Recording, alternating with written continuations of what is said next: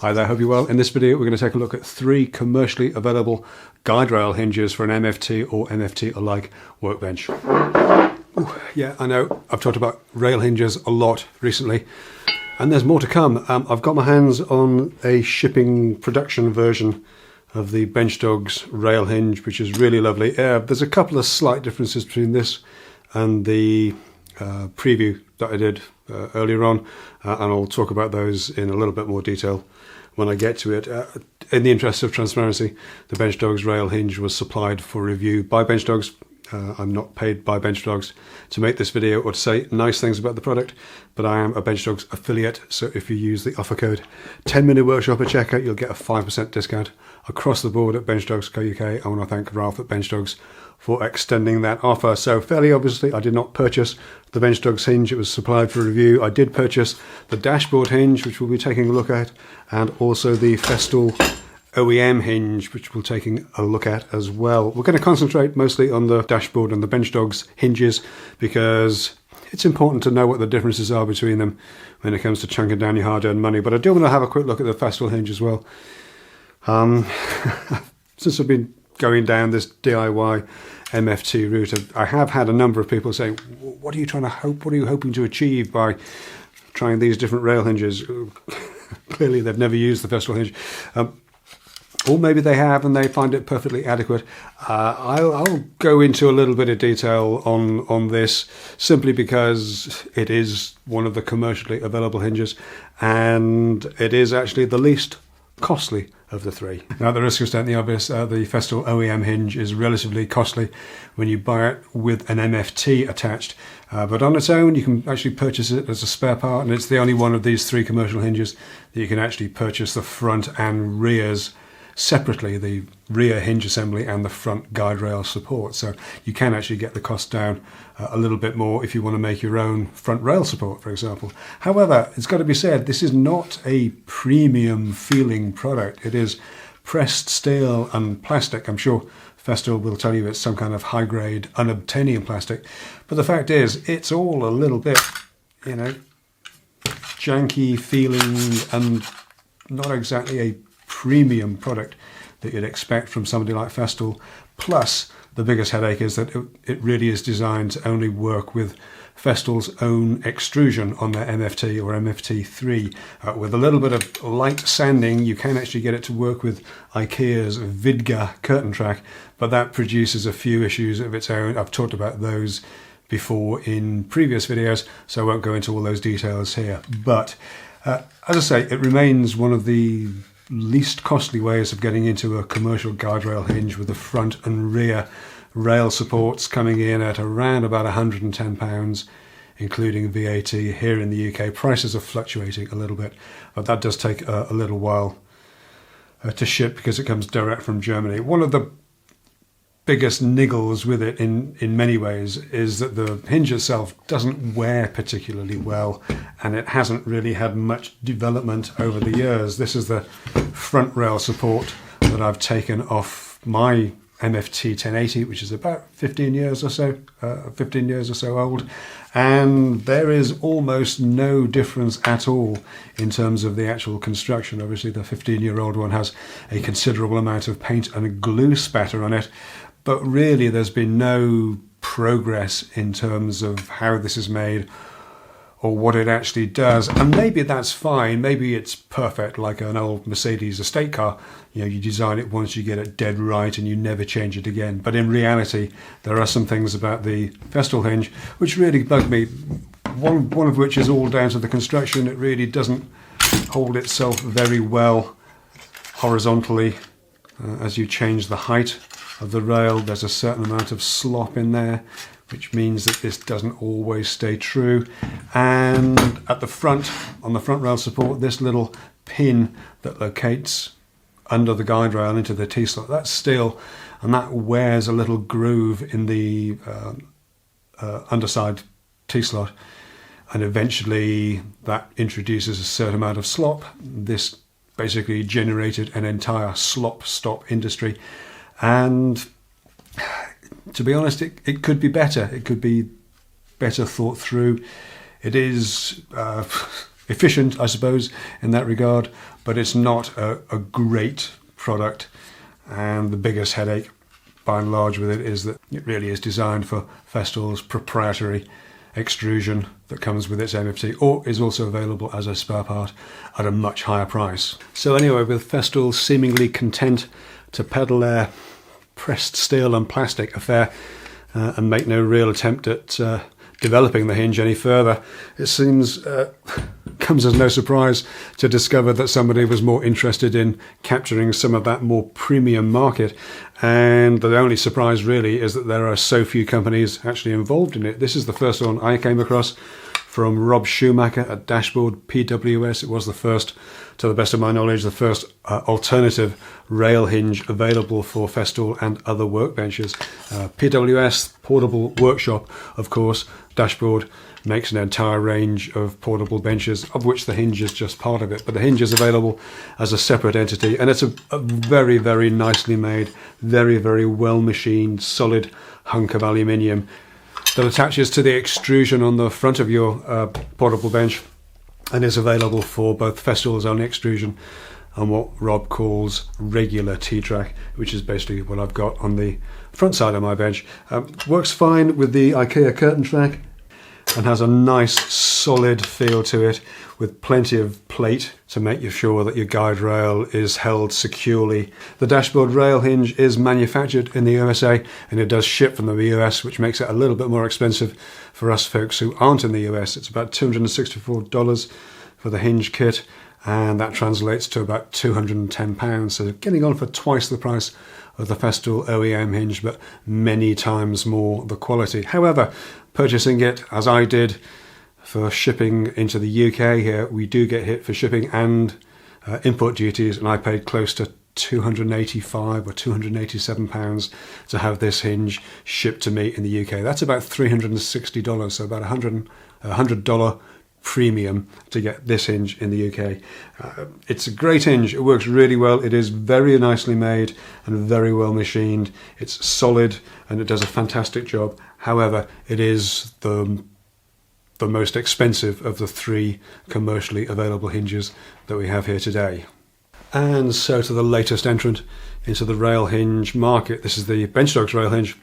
I talked about this before. I had a late prototype version. In fact, let me show you the differences. I've only just got my hands on this one. Caught up with Ralph at BenchDogs last weekend at the Makers Central show. Great to see everybody there.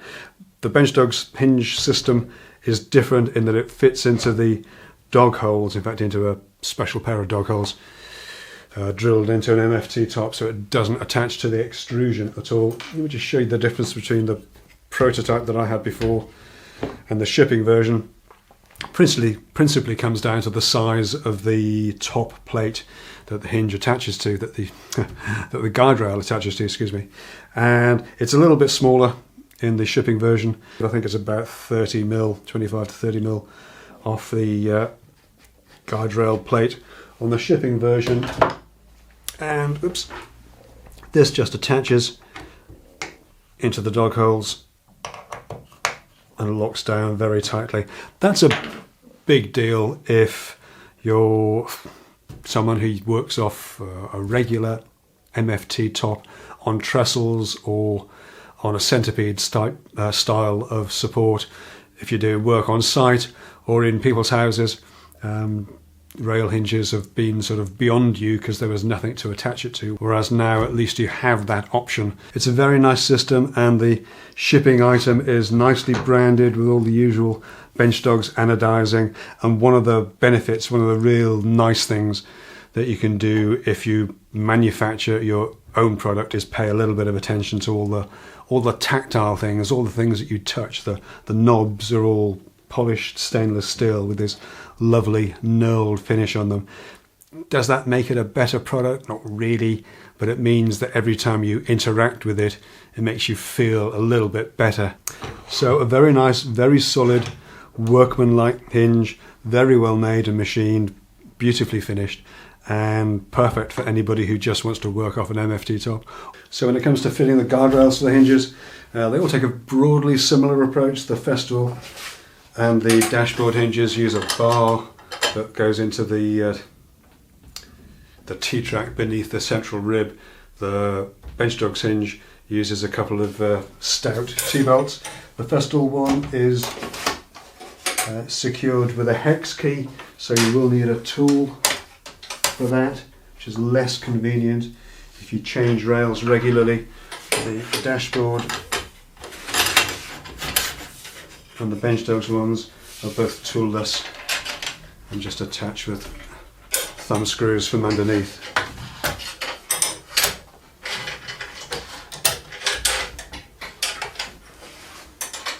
When it comes to guide rail compatibility, you're pretty much restricted to Festool pattern rails with the Festool hinge, no surprise there. So Festool, Makita, Urbar, Titan, Triton and so on.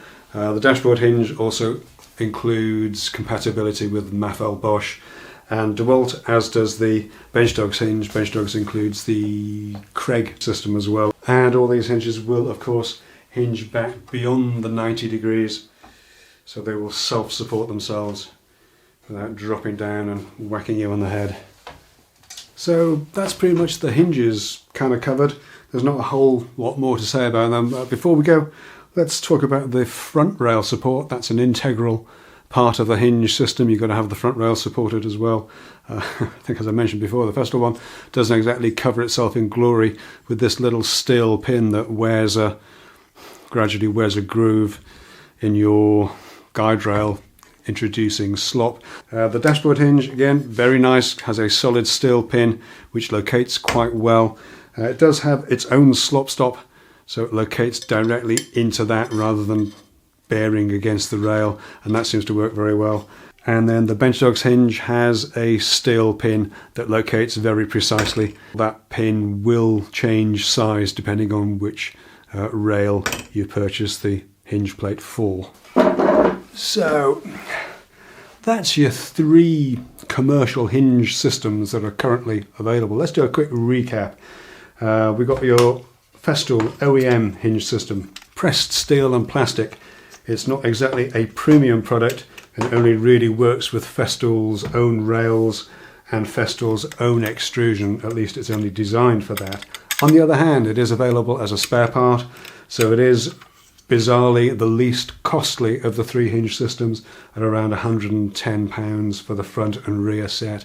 It is the only hinge, commercial hinge, that you can actually purchase as separate front and rears as well. So you could just buy the hinge part if you feel that's a little bit beyond you to try and make something if you're on a tight budget, and make your own front rail support. This is one I threw together recently, and more on that in a future video. We've got the dashboard hinge, again, fantastic quality hinge, beautifully made and machined, a wide range of guide rails that it will work with and a wide range of extrusions, but it is the most expensive of the 3, especially if you're outside of the US, around £285, $360 I paid for that to have that shipped to me here in the UK. Great hinge, but on the spendy side. And kind of between those two, we've got the new BenchDogs Quad MFT hinge system. Again, different to the others in that it works directly off the holes in your MFT rather than the extrusion. So gives you a little bit of flexibility, means that anybody working off a top with trestles or a centipede type support can actually have a hinge system, and it works with a wide range of guide rails as well. As always, you pays your money and you takes your choice. If you're working off an MFT slab or an MFT top on trestles, then the BenchDogs one will probably be for you. If you're working off a real MFT, if you like, and you want to keep your bench surface as clear as possible, then perhaps the dashboard one is the one for you. Or if you're on a tight budget, and this is something you don't get to say very often, then the Festool one may well be the one for you. Just bear in mind its restrictions and limitations. But I'm going to call this one done for this week. Thank you so much for taking a look.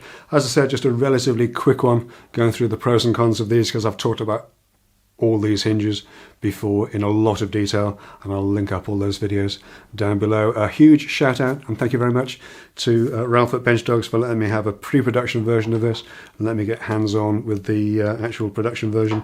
And a big shout out and thank you very much to all of my Patreon supporters and YouTube members who've been living with me through this whole journey, and also on the journey along making my own DIY rail hinge and front rail support. More on this in a future video, but I'm going to call this one done for now. Thank you so much for taking a look, and I'll see you in the next one. All right, take care.